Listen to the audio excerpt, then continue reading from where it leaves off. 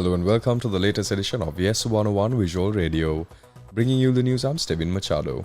Let's take a look at your headlines first before getting into news in detail. News First headline. CEB to submit revised electricity tariff proposal to PUCSL on the 6th of December. Public consultation on environmental report for Galle Port reclamation project begins. Damage to roads and bridges caused by the adverse weather to be assessed. Syrian troops withdraw from Aleppo as rebels advance.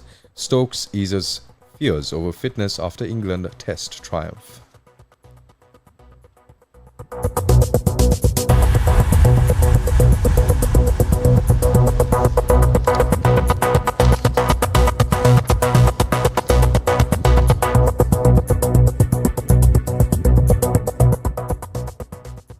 The Ceylon Electricity Board announced that the revised electricity tariff proposal will be submitted to the Public Utilities Commission of Sri Lanka on the 6th of December.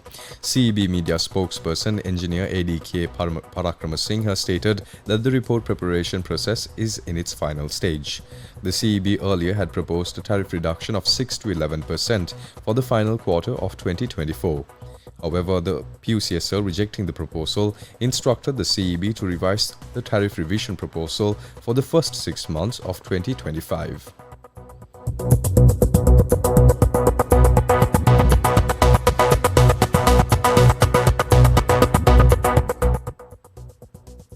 Moving on.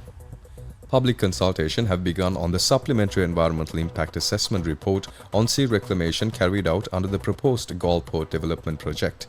A time period of 1 month has been allocated for public consultation. The report can be accessed from the official website of the Department of Coast Conservation. In addition, the report is displayed at the Central Environmental Authority, Department of Wildlife Conservation, Galle District Secretariat, Galle Divisional Secretariat, Galle Municipal Council, Galle Office of Department of Fisheries and Aquatic Resources, and at the Unawatuna Office of the Department of Coastal Conservation. The Department of Coastal Conservation informs the public to submit their observations in writing.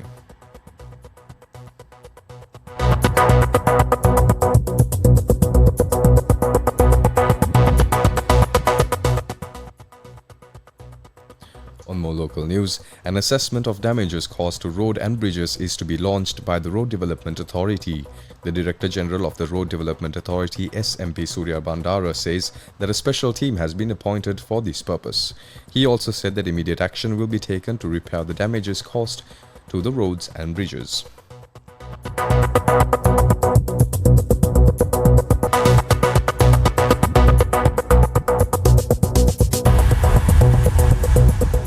Up next is international news. International news.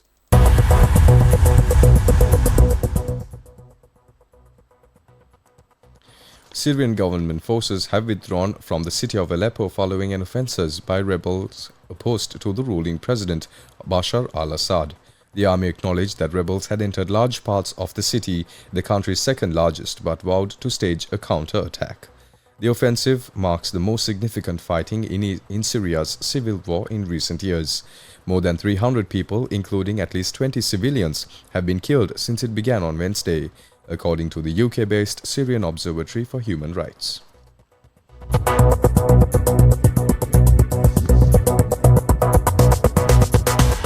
Up next is sports news.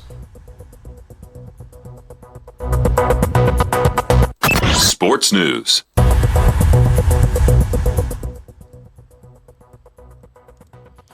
Ben Stokes eased concerns about his fitness after he captained England to a thumping 8-wicket win over New Zealand in the first test at Christchurch's Hagley Oval today.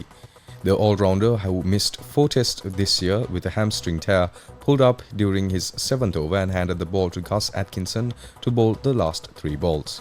Stokes stayed out of the field until the New Zealand innings was completed at lunch, however said after the match that he had not wanted to push his body unnecessarily with the match all but won.